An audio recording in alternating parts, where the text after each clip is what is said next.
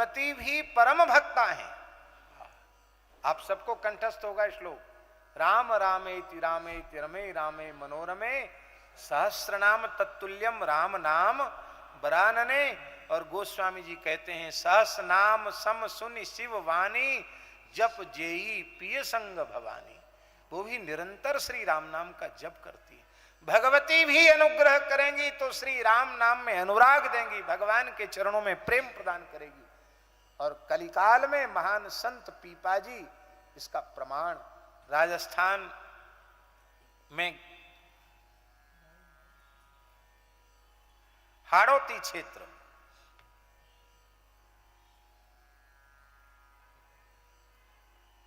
गागरोनगढ़ के नरेश श्री पीपा प्रताप राय जी, जो जगतगुरु श्री मदाध्य रामानंदाचार्य भगवान के 12 शिष्यों में एक शिष्य के रूप में उनकी गणना है। और 12 महाभागवतों में राजर्षि मनु का अवतार उन्हें माना जाता है। भागवत धर्म के प्रचार के लिए भगवान मनु ही एक अंश से पीपा जी के रूप में प्रकट हुए। पीपा जी के संबंध में लिखा है, प्रथम भवानी भक्त मुक्ति मांगन को धायो, सत्य कहो तेहि शक्ति सुदृढ़ हरि चरण बताए। पहले आप भगवती के अनन्य उपासक थे, आज भी उनके द्वारा पूजित भगवती विराजमान हैं गागरोनगढ़ क्षेत्र में। साक्षात बातचीत करती थी देवी जी पीपा जी से। एक दिन कुछ साधु आ गए जमात लेकर के, सिया हरि नारायण गोविंदे वाले साधु आए, आओ महाराज आओ आओ विराजो। तो पीपा जी के यहाँ नियम था, राज्य का नियम था कि भगवती को जो भोग अर्पित किया जाता था नैवेद्य, वही प्रजा, एक समय प्रजा वही आहार करती थी। किसी घर में चूल्हा नहीं चेता था, भगवती का प्रसाद ही सब लोग पाते थे। लोग तो जीवन में एक बार दो बार 56 भोग कराते हैं। और पीपा जी का देवी जी के प्रति इतना भाव था, माता जी 100 मन भोग की सामग्री नित्य। कितनी? 100 मन। गुजराती मन नहीं, इधर वाला मन। गुजराती मन 20 किलो का होता है, 20 सेर का होता है। और इधर वाला मन कहां का? 40 सेर का एक मन होता है, 40 सेर का एक मन होता है। पक्का मन यही जो 40 सेर का हो। पूज्य रामायणी जी महाराज कहते थे, इसका अर्थ समझते हो, एक मन में 40 शेर की शक्ति है, 40 शेरों की ताकत होती एक मन में, क्योंकि 40 शेर का एक मन होता है।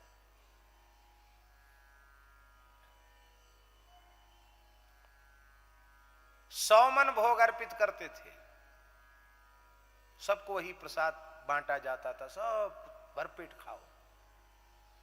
संतों ने कहा भाई हमारे साथ तो ठाकुर जी हैं, गोपाल जी हैं, शालिग्राम भगवान हैं, और हमारा नियम है हम अपने नैवेद्य स्वयं तैयार करते हैं, ठाकुर जी को भोग लगाते हैं तब पाते हैं। तो हम तो पा लेंगे, लेकिन हमारे ठाकुर जी भूखे रह जाएंगे। हमारा नियम है हम अपने हाथ से बना के ठाकुर जी को भोग लगाएंगे। तो उन लोग के कर्मचारियों ने उनको सीधा सामान दे दिया, ठीक है आप अपना बनाओ खाओ। साधुओं ने अपना भगवान की नैवेद्य सामग्री तैयार की। अब देवी जी को तो लग रहे हैं विविध प्रकार के पकवान व्यंजन, और साधुओं को तो ही चून चना चावल आटा दाल चावल नेक्सा घी, अन्न शुद्धि जिसको कहते हैं, अन्न शुद्ध हो जाए, और थोड़ा बहुत सामान दिया गया। और बाकी तो देवी जी का तो ठाठ था उस समय वहां। तो साधुओं को इस बात से नहीं कि हमको रूखा सूखा दिया या कम दिया, ऐसा उनके मन में नहीं था। पर उनके मन में आया कि हे भगवती, आप भी तो भवानी हैं, शिव शक्ति हैं, और निरंतर श्री राम नाम का जप करने वाली हैं। आपने अपने में ही अटका के क्यों रखा है इस राजा को? आप कृपा करके अपने आराध्य प्रभु श्री हरि के चरणों की शरण में आप इसे क्यों नहीं भेजती है?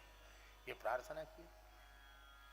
और ठाकुर जी से भी प्रार्थना की, प्रभु ये राजा तो आपके लायक है, आप इस पर कृपा करो।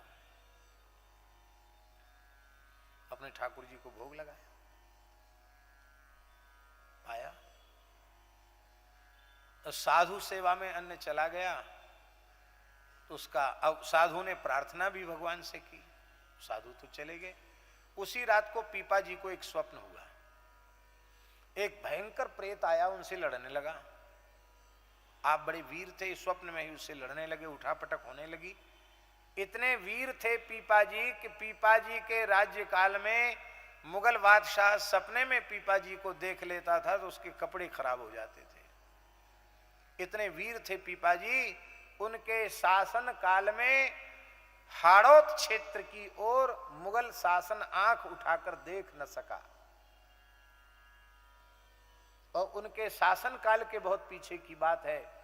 जैसे चित्तौड़ में जौहर हुआ था, ऐसे ही गागरोनगढ़ में जौहर हुआ। 40,000 क्षत्राणियों ने अपने शरीर को अग्नि में समर्पित कर दिया। 40,000 नारियों ने, सतियों ने जौहर किया गागरोनगढ़ में। आज भी वो स्थल है, एक दो नहीं, 40,000 क्या होती है आप विचार करो। लड़ते लड़ते लड़ते लड़ते वो तो महाराज पस्त पड़ गए। उठा के प्रेत ने पटका तो उनकी नस नस ढीली हो गई।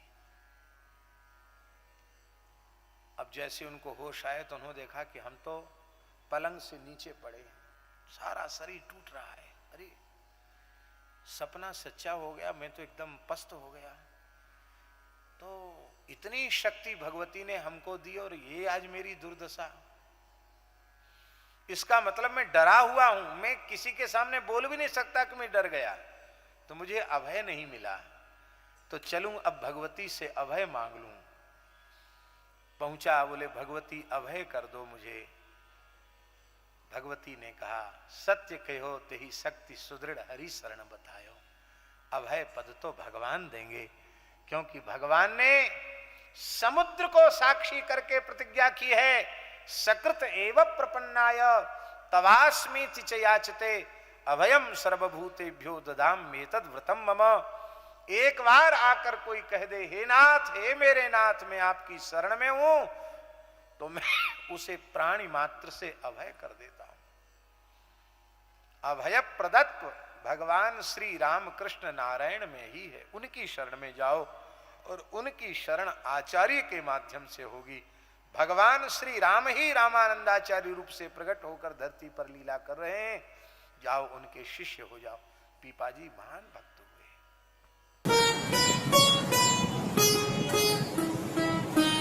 श्री सीताराम प्रतिदिन सत्संग एवं दर्शन के लिए श्री महाराज जी के ऑफिशियल चैनल को जरूर सब्सक्राइब करें।